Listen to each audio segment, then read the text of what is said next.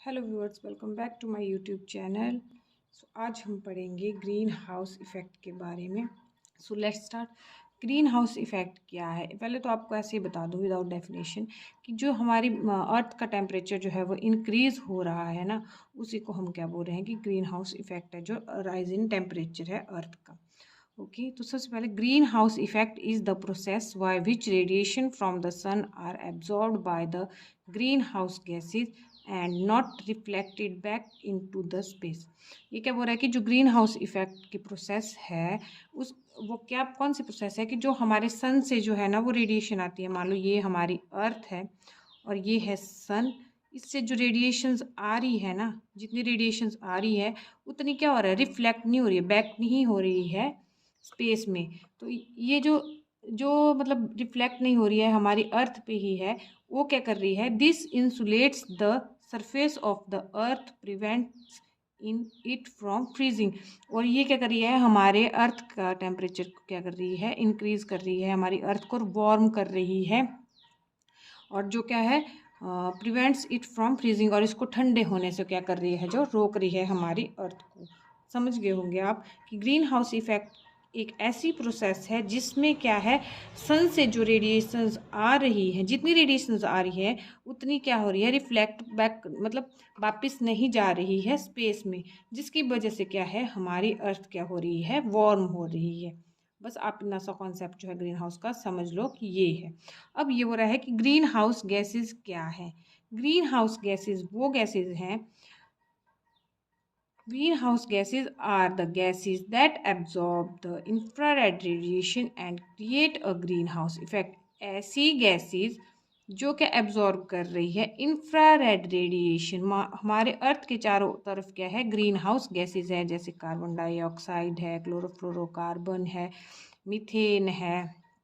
ये वाली गैसेस जो हैं वो प्रेजेंट है हमारे एनवायरनमेंट में। इन गैसेस को क्या बोलते हैं हम, ग्रीन हाउस गैसेस। और ये क्या बोल रहा है कि ये जो ग्रीन हाउस गैसेस हैं ये क्या कर रही है, हमारे इंफ्रारेड रेडिएशंस को क्या कर रही है, अब्जॉर्ब कर ले रही है।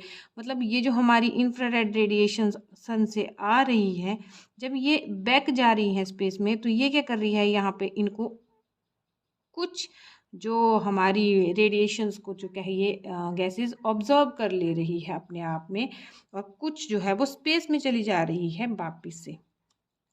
ठीक है, तो यही बोल रहा है कि greenhouse gases are the gases that observe the infrared radiation, जो इंफ्रारेड रेडिएशंस को क्या कर रही है, ऑब्जर्व कर रही है और क्रिएट कर रही है ग्रीन हाउस इफेक्ट को। ग्रीन हाउस इफेक्ट क्या है, rise in temperature of earth. तो ये क्या कर रही है, हमारे अर्थ के टेम्परेचर को इंक्रीज कर रही है और हमारा ग्रीन हाउस इफेक्ट क्रिएट कर रही है।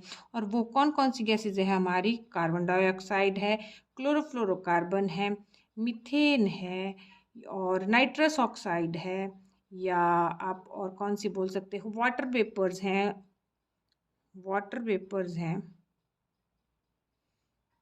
Water vapour. ओके, सो क्यों वाटर वेपर में हमारी क्या है, ये सारी गैसेस आ जाती हैं वाटर वेपर में हमारी। और कारण क्या है ग्रीन हाउस इफेक्ट का, causes of green house effect. ये जो ग्रीन हाउस इफेक्ट हमारे इस एनवायरनमेंट में हो रहा है, इसका कारण क्या है। कारण क्या है, सबसे पहले कारण क्या है, बर्निंग ऑफ फॉसिल फ्यूल। मतलब हमारी जो कोल फैक्ट्रीज हैं, जो भी हमारी जहाँ कोल बनता है, वो क्या कर रही है, एनवायरनमेंट को हमारे वार्म कर रही है। वो क्या है, एक कारण बन रहा है ग्रीन हाउस इफेक्ट का।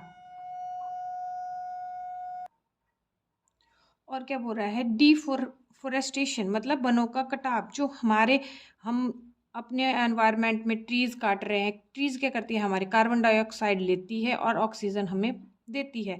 तो जो अगर हमारे एनवायरनमेंट में CO2 ज़्यादा हो जाएगी तो वो क्या करेगी, हमारे एनवायरनमेंट को वार्म करेगी। तो ये भी एक कारण है, जब ट्रीज ही कम होंगे तो हमारे एनवायरनमेंट में ग्रीन हाउस इफेक्ट क्या होगा, वो ज़्यादा हो जाएगा। एक फार्मिंग में हम क्या कर रहे हैं, जो नाइट्रस ऑक्साइड है वो फार्मिंग में यूज़ कर रहे हैं एज अ फर्टिलाइज़र।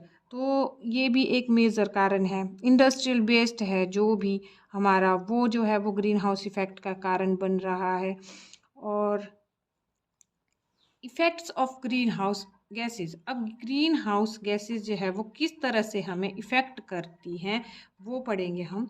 तो वो कौन कैसे करती है हमें? ग्लोबल वार्मिंग हो रही है हमारे एनवायरनमेंट में, जो है हमारा आजकल क्या हो गया, टेम्परेचर देखते हो गए आपकी हर साल जो है वो टेम्परेचर लगभग 1 डिग्री या 2 डिग्री जो है इंक्रीज ही हो रहा है। अब जिस तरह से इस इन गर्मियों में देखा होगा आपने कि उन्ना का टेम्परेचर जो है वो कितना ज़्यादा राइज हुआ, तो ये सब प्रॉब्लम्स जो हैं वो इसी की वजह से आ रही हैं। और डिप्लेशन ऑफ ओजोन लेयर, जो हमारी ओजोन लेयर है जो हमारे अब सन से आ रही अल्ट्रा वायलेट रेज से प्रोटेक्ट करती है, वो क्या हो रही है, उसमें डिप्लेशन हो रहा है। और अगला क्या है हमारा? Acidification of water bodies. जब एनवायरनमेंट में हमारा कार्बन डाइऑक्साइड ज़्यादा हो रही है तो वो जाके कहाँ मिल रही है? हमारे क्लाउड्स में मिल रही है।